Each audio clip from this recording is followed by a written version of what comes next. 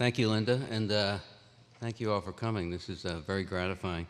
I should start off with a couple precatory comments. First of all, full disclosure.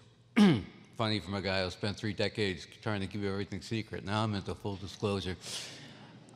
This is my first book festival talk.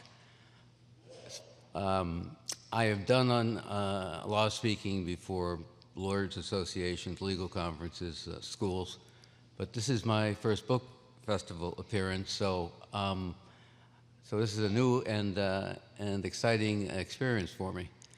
What is also, I must say, a new and exciting experience for me, albeit somewhat intimidating, is this is my first talk in a church.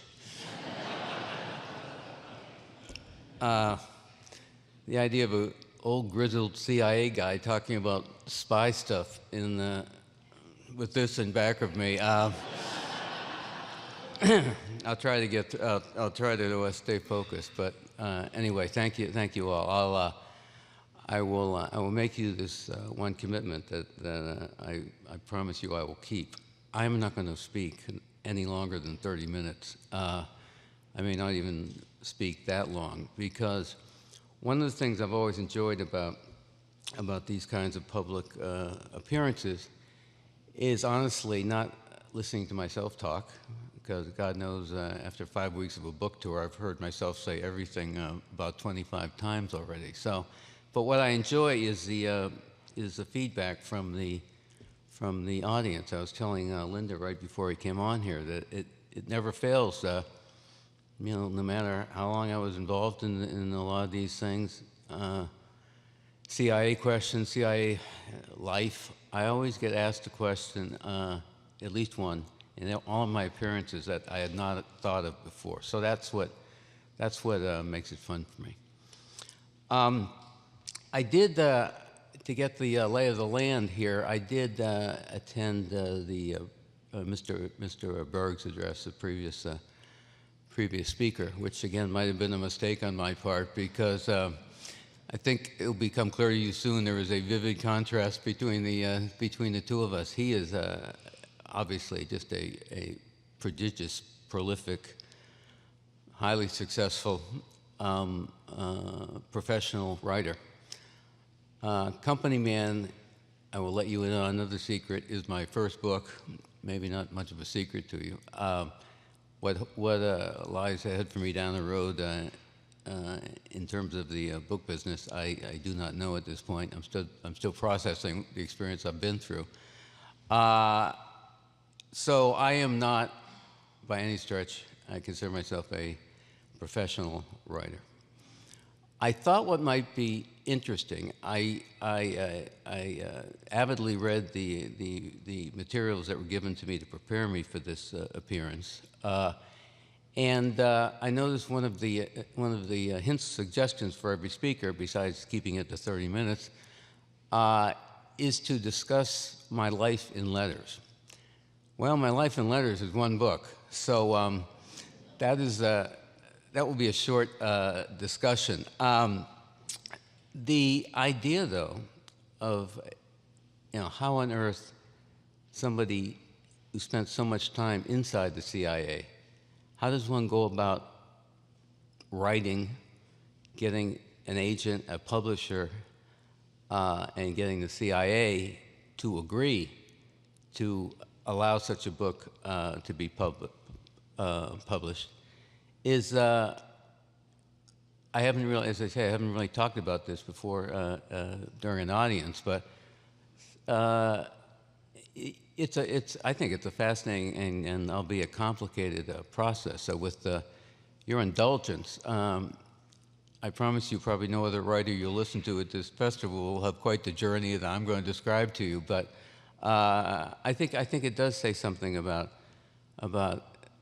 how CIA operates and how people in CIA, once they leave CIA, how they conduct themselves and how they must conduct themselves. When I entered CIA as a young fellow, 28 years old, in January 1976. First off, I should preface by saying I'm not one of those people who grew up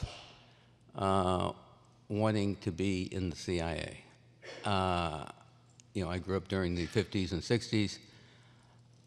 It never once crossed my mind to eventually join CIA. I didn't even, I wasn't even a fan of the Ian Fleming books as a kid, which most of my generation was. It just never occurred to me.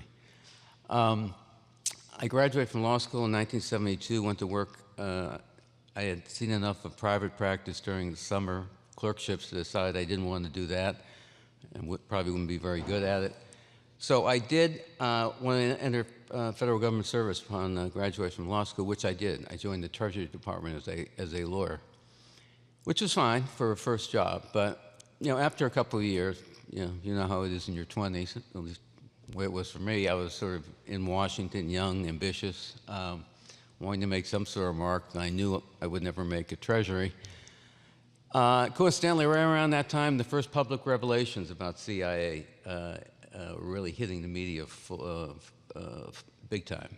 First series of exposés by Cy Hirsch in the New York Times, followed by, I'm looking at the audience, I think most of you are old enough to remember the Church Committee hearings. Remember those in the mid-1970s, where all the CIA misdeeds, misadventures had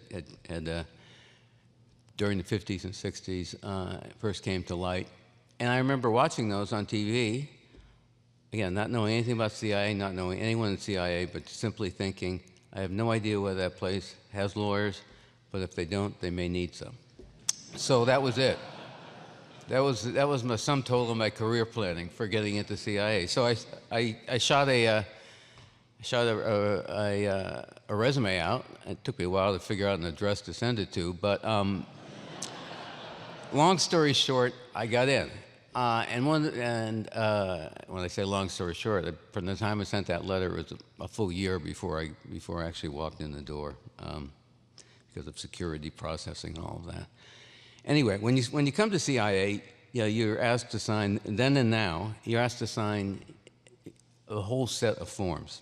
That in some cases, you're basically signing away or restricting your constitutional rights in many important ways. One of those rights that are restricted is freedom of expression. Every CIA employee has to sign, condition of employment, a lifetime commitment that he or she shall never publish anything publicly without it having been vetted by CIA in advance, classified information. So that was the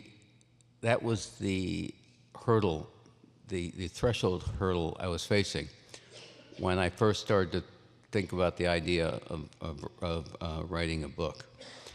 That, as it turned out, did not worry me all that much. I knew a couple of things. First of all, I had written by the time I had retired 34 years later, I'd done a lot of things at CIA, one of which, midpoint in my career, is I wrote the internal regulations at CIA about how you get your books reviewed for publication. So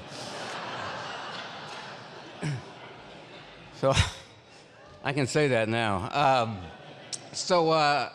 I knew where the lines were in terms of what kinds of information you could talk about. And I also knew, since I was on the other side of the table for a number of CIA memoirs over the years, I knew what the agency, position was going to be on certain things because I had espoused it for many years. So that part honestly didn't bother me. I knew enough to know I could write. I thought I could write an interesting, informative, and hopefully entertaining story about my career. The problem, of course, is that I couldn't let anyone on the outside see what I was writing while I was writing it. The CIA rules are such that you have to complete the entire manuscript before CIA will look at it. Now, obviously, that's a problem.